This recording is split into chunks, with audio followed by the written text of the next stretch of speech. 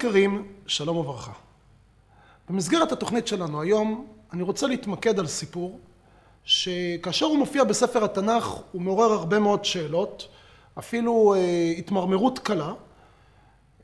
הסיפור הזה זה לא רק עניין של מה שאנחנו קוראים בתנ"ך, אלא יש לו השלכה עד ימינו אנו, עד אנחנו היום שיושבים בבית בספה וצופים, עד לרגעים הללו, בעזרת השם לגאולה השלמה, יש לזה השלכה ישירה על החיים שלנו הנוכחיים. מהו הסיפור? בספר בראשית, פרשת תולדות. התורה מספרת שיצחק אבינו הגיע לגיל שבו הוא כבר היה מבוגר, כבר לא יכל לראות, קהו עיניו מראות, הוא חושש שהוא עומד להיפטר מן העולם, ולכן הוא רוצה לברך את הבן המיוחד שלו, לתת לו ברכות, ואתם יודעים מה זה ברכות של יצחק אבינו, היום עומדים בתור אצל כל מיני בבות שאין להם שרלטנים אני אקרא להם, עלי בבא, לא בבא. יש צדיקים, לא דיברתי עליהם. מדבר על כל השרלטנים למיניהם שמנצלים את המצוקות של האנשים. בשביל מה? שברך אותך, אגיד לך איזה ברכה, אני יודע מה, תשים שיני שום מתחת לכרית וכל מיני בצל וקשקושים ושטויות כדי שלא יפגע בך כישופים ועין הרע. יצחק אבינו שהוא נתן ברכה לפני מותו, זו ברכה עם השלכות לדורות. ויצחק בוחר בבן המיוחד שלו, שעושה הרבה נחת, עשיו, הוא רוצה לברך את עשיו. ויעקב, הילד הצדיק, איש תם, יושב אוהלים, הילד, איך אומרים, שמביא את הציונים 100 תמיד הביתה, הילד הטוב שלא עושה בעיות, דווקא אותו משום מה הוא מחליט לקפח. רבקה רואה את המצב, וכאשר עשיו הולך להביא ציד על מנת להביא לאביו אוכל שיאכל ואז יברך אותו, אז היא אומרת ליעקב, תשמע, שמעתי אבא שלך רוצה לברך את עשיו, לך מהר, קח גדי עזים, 2 גדי עזים, תשחט אותם, תביא לאבא שלך שיאכל, ואז אבא שלך יברך אותך. יעקב אמר, מה פתאום? איש ישר. אני? איך אני אעשה כזה רמאות? אם אבא שלי ייגע בי, אני איש חלק, ועשיו אחי, איש שעיר. במקום הוא יעלה על התרמית, ובמקום לברך הוא יקלל. אמרה לו רבקה, עליי קללתך בני. אם הוא יקלל, הקללות יחולו עליי. אם הוא יברך, הברכות עליך. במילים אחרות אין לך מה להפסיד, לך תחטוף את הברכות הללו. יעקב זה ברכות לדורי דורות. יעקב קצת חושש, הוא לוקח את הגדיי עזים, היא מלבישה אותו בגד, שמה עליו את אורות הגדיים של העז. תבינו, העזים הם קצת צעירים, לא הרבה, קצת. העז הוא קצת צעיר. אז זה בערך היה, ככה היה ידיים של עשיו, צעיר. היא אומרת לו, לך לאבא שלך, הוא נכנס, ויצחק שכבר לא רואה, אז הוא אומר, מי זה? אז יעקב אומר לו, אנוכי עשיו בכורך. אבל הצליל לא היה הצליל של עשיו, כן, כמובן. אז יצחק חושד, הוא אומר לו, תתקרב, אני רוצה לגעת בך, הוא נוגע. הוא אומר, הכל, כל יעקב. הידיים, ידי עשיו. השמיעה אומרת דבר אחד, המישוש אומר דבר אחר. בדרך כלל העברים הם מחליטים על פי חוש המישוש, נכון? אז הנה במישוש אני מרגיש שזה עשיו, ויברכהו. מה הוא בירך אני לא יודע. ויברכהו.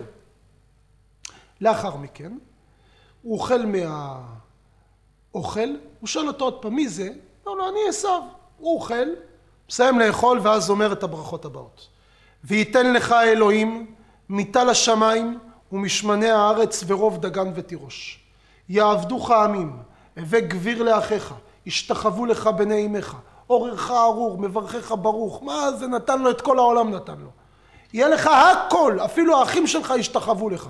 תבינו מה הוא רצה לברך את עשיו, כן? זה, רק לחשוב על זה אתה מקבל צמרמורת. לתת לו את הכל ועוד שהאחים שלו ישתחוו לו. עכשיו הוא נותן את כל הברכות ליעקב. סיים לברך. יעקב יוצא, עשיו נכנס. אבא, הבאתי לך אוכל. מה הבאת? רגע, אבל לפני רגע היה פה מישהו שקיבל את הברכות. מי קיבל את הברכות? עשיו, כמה שהיה רשע, ידע להעריך את הברכות של אבא שלו. מי קיבל את הברכות? אמר לו, אני לא יודע. אז אמר לו, אז מה הבא? קיבל, תן גם לי ברכה. אמר לו, לא יכול. למה לא יכול אבא? הברכה אחת לך אבי, תן עוד ברכה. אמר לו, אני לא יכול, אתה יודע למה? כי השני, כנראה זה אח שלך, עשיתי אותו גביר ואתה עבד, ומה שאני אתן לך העבד ממילא כבר שייך לגביר. אז מה אני אברך אותך? הוא סגרתי את כל הפינות. עשיו שמע את זה, התחיל לבכות, ויזעק זעקה גדולה ומרה, ירדו לו 2 דמעות ושלישית נקשרה לו בין עיניו. ותבינו איזה עוצמה של בכי, זה הגיע מהמקום הכי פנימי שלו. כמה שהיה מושחת ורשע, אבל לפחות יש דברים שגם הוא ידע להעריך אותם וידע להבין מה המשמעות שלהם. וזה היה אחד מהדברים הללו. אז מה זה? מה אני עושה פה? טוב, יצחק רואה שזה המצב, אומר לו, אתה יודע מה? מיטה לשמיים משמני הארץ יהיה מושבך. והיה כי תריד ופרקת עולו מעל צוואריך. אני נותן לך מקום טוב, שיהיה לך מיטה לשמיים משמני הארץ, ואם אחיך לא יהיה בסדר, אז תפרוק את העול ואתה תהיה עליו. אז יש ביניכם לשון מאזניים. אם אחד טוב השני יורד, אם השני יורד אוטומט חברו עולה. ככה זה יהיה בינך, ומכאן עשיו שונא ליעקב. זה יש לנו מסורת שעשיו שונא ליעקב. טוב, זה הסיפור, מופיע בספר התנ"ך. הוא מעורר מספר שאלות. א', למה יצחק רצה לברך את הילד הלא בסדר? הרי עשיו הוא המושחת. אז למה הוא רוצה לברך אותו? למה לא לתת את הברכות לילד הטוב? אז מה התשובה הפשוטה? הבנאלית. הוא היה עיוור, הוא לא רע. עשיו היה חלקלק בפה. הוא בלבל אותו עם הדיבורים שלו. אבל אם יצחק היה עם עיניים פקוחות והיה רואה את הצלקות, היה רואה את הקעקועים, היה רואה אם יש לו עסק, לא היה מברך אותו. טוב.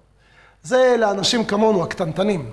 אבל צופים יקרים, הצדיקים, וכך כתוב את זה במספר מקומות, יראו בלי עין וישמעו בלי אוזן. הצדיק, כדי לראות משהו, הוא לא צריך לראות את זה מול העיניים.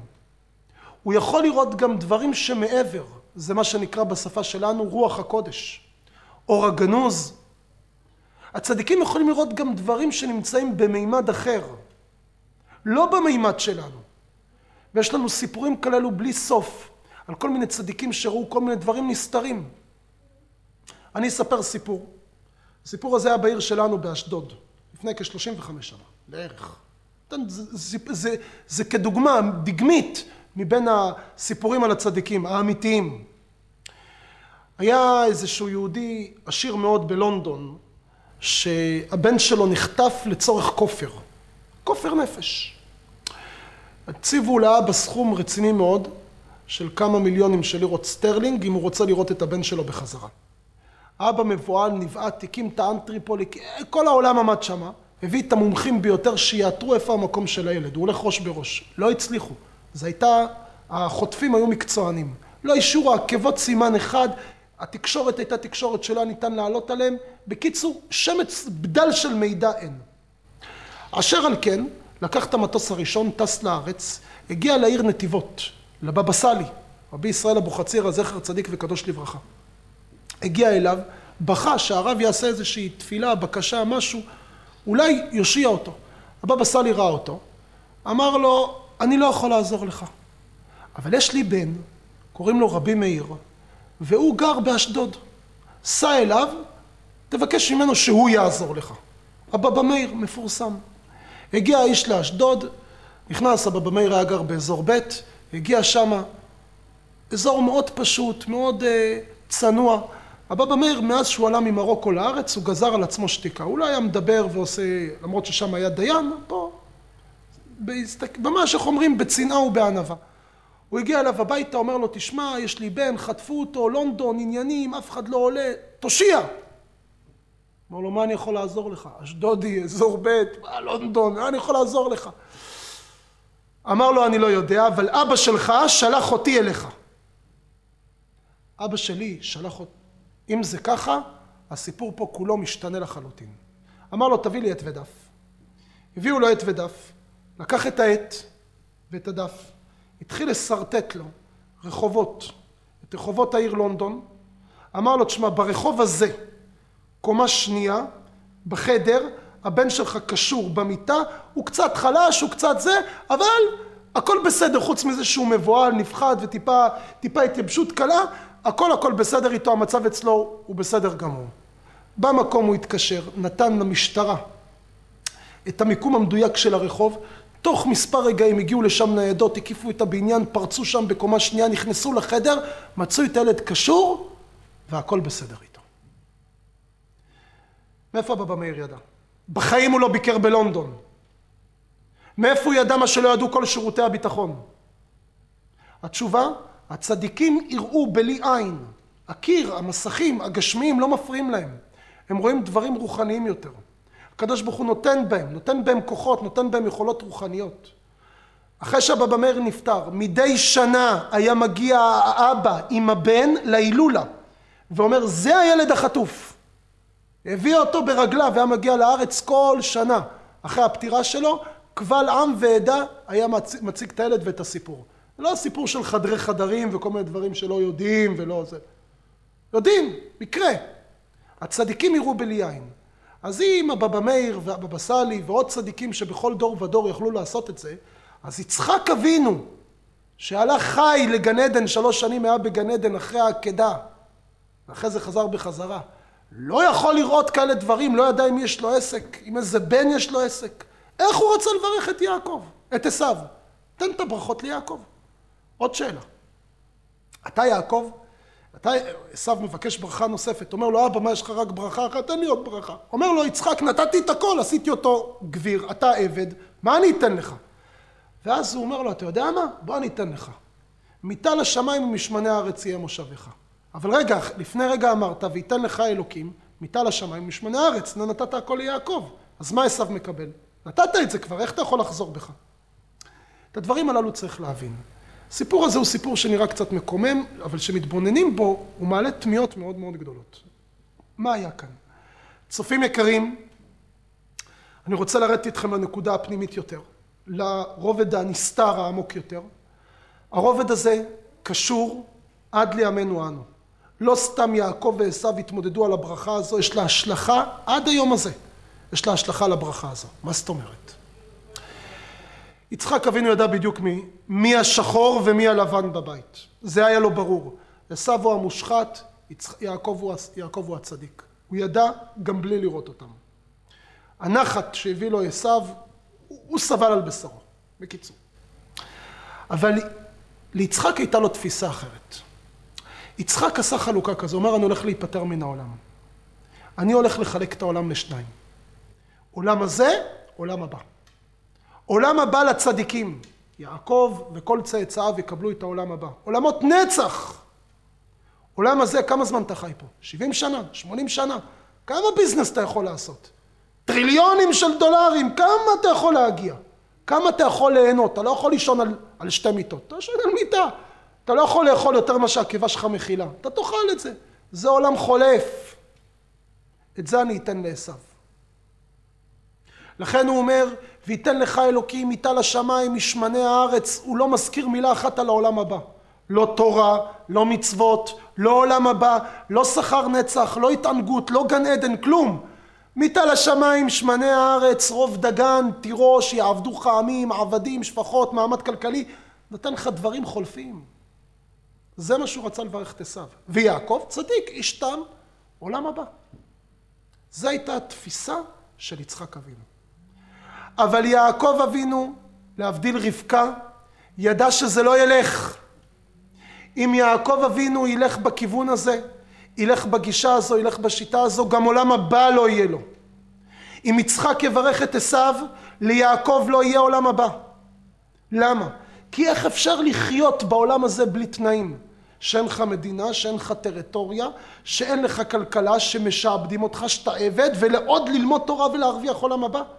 לא נוכל להגיע לחיי העולם הבא. זו הייתה הבעיה. לכן היא אומרת לו, בני, לך תיקח את הסיכון. כנס לאבא, תסתכן, שאבא יברך אותך. ואז אולי תזכה גם בזה לחיי העולם הבא. כי אם יהיה לך קצת עולם הזה, תוכל לחיות פה כדי לקיים ולהכין את עצמך כקרש קפיצה לחיי העולם הבא. יעקב מפחד, הוא אומר, אם אבא יאתר את הרמאות שלי, הוא מקלל אותי במקום. אומרת לו, אני סופגת את הכללה. אני סופגת את הכללה, אני אבקש אותה, אתה רק תלך, תרוויח לך ברכה. יעקב לוקח את הסיכון. נכנס פנימה, מבקש לעצמו באמת, איזה ברכה, אבל יצחק היה קצת יותר חשדן. הוא אומר לו, מי אתה? הוא אומר לו, אני יעקב. אני עשיו, סליחה.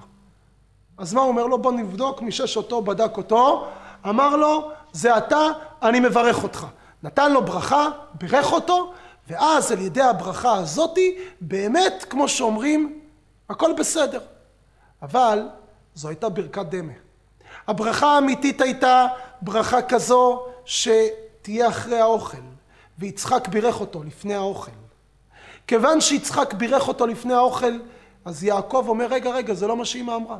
אמא אמרה לקבל את הברכה, להביא, ורק לאחר מכן אמא אמרה שתגיע בסופו של דבר הברכה האמיתית. ופה אני רואה שקורה דברים הפוכים לחלוטין. כיוון שקורה כאן דברים שהם דברים הפוכים, לכן אני מבקש עדיין לומר שאני עשיו. ואז הוא שואל אותו פעם נוספת, הוא אומר לו, אני עשיו. הוא אומר לו, אתה עשיו? אין בעיה. תביא את האוכל. הוא אוכל, ואז הוא מברך אותו. ויתן לך אלוקים, מיטה לשמיים, משמני הארץ, ברוב דגן ותירוש. נתן לנו משהו. נתן לנו עולם הזה. עד היום, היהודים הם האנשים החכמים ביותר בעולם. מחזיקים במוקדי הכלכלה. המוח היהודי, הראש היהודי, יש לנו את ארץ ישראל. הכל יושב על הברכה הזו. אבל, שהגיע עשיו, הוא אומר לו, מה ניתן לך? אין לי כלום. הוא אומר לו, עשיו, כן, אבל מה, לא השארת לי, עולם הבא אין לי, עולם הזה גם לא יהיה לי. אמר לו, אתה יודע מה? אתן לך מיטה לשמיים ומשמני הארץ. מה זה היה? זה לא מה שאח שלך קיבל. אנחנו יודעים היום, יש מושג שנקרא נדידת היבשות. כשאתה מסתכל על הגלובוס, אתה רואה שלמעשה הכל בעבר היה יבשת אחת. ורק הייתה פה היפרדות. דוגמה, אוסטרליה מתאימה אם אנחנו נכניס אותה, איפה שנמצא אוקיינוס ההודי, זה בדיוק משלים את אותו נישה. זה יושב בדיוק על המשבצת הזו. הרגל של ספרד פורטוגל באירופה מתאימה במקבילה שלה, מעבר לאוקיינוס האטלנטי, למפרץ מקסיקו. השקע של אירופה, בריטניה, הולנד, נורווגיה ומעלה, מתאים לצפון אמריקה. קנדה, הבליטה, ארצות הברית.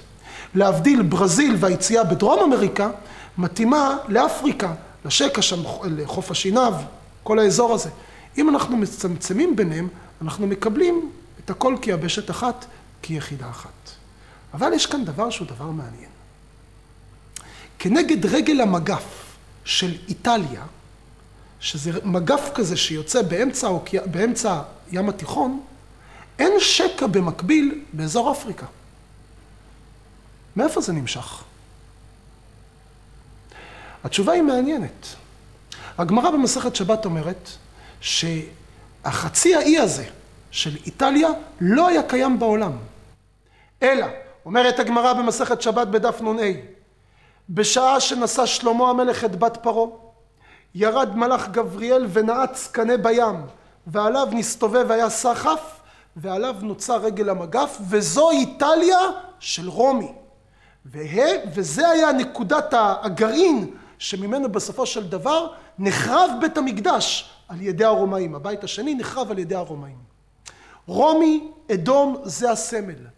אמר לו יצחק לעשיו, אתן לך את איטליה של יוון.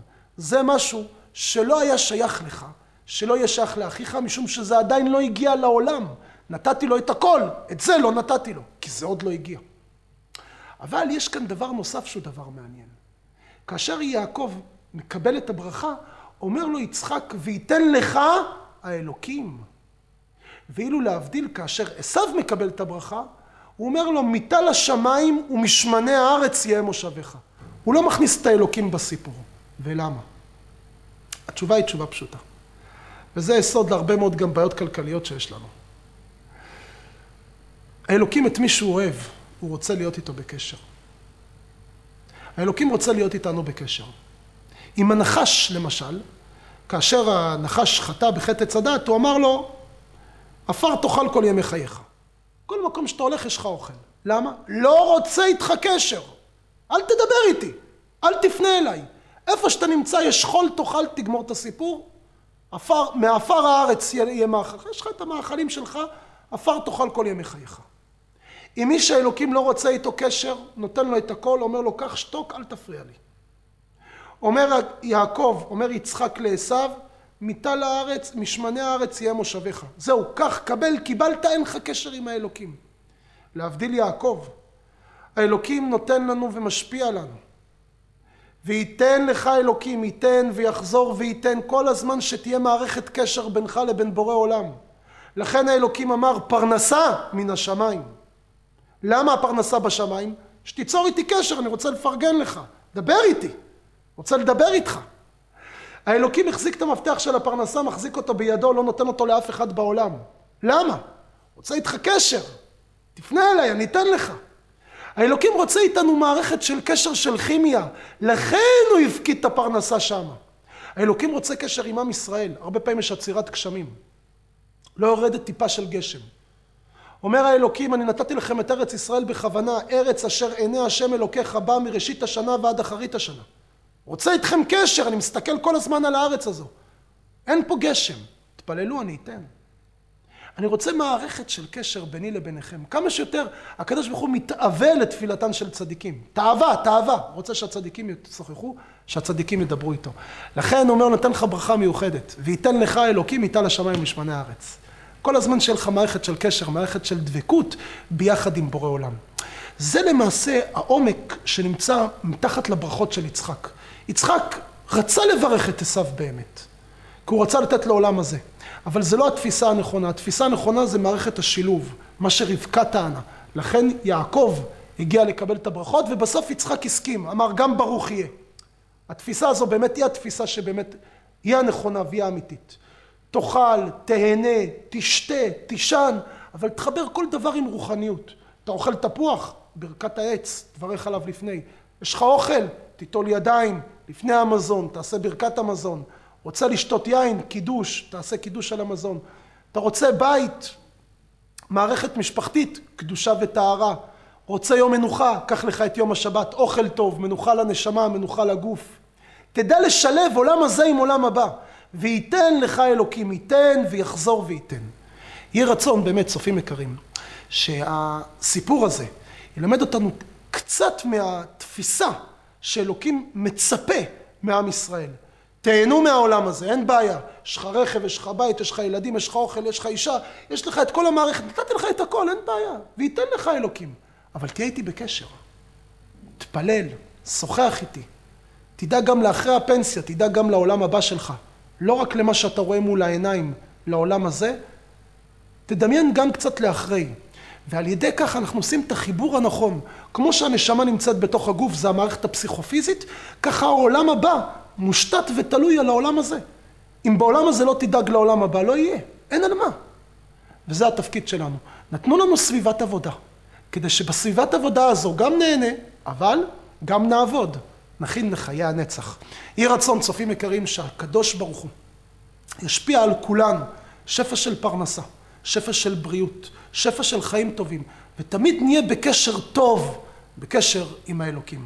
תודה רבה לכם על ההקשבה, שיהיה לכם המשך יום נעים, שמחתי להיות איתכם, להתראות.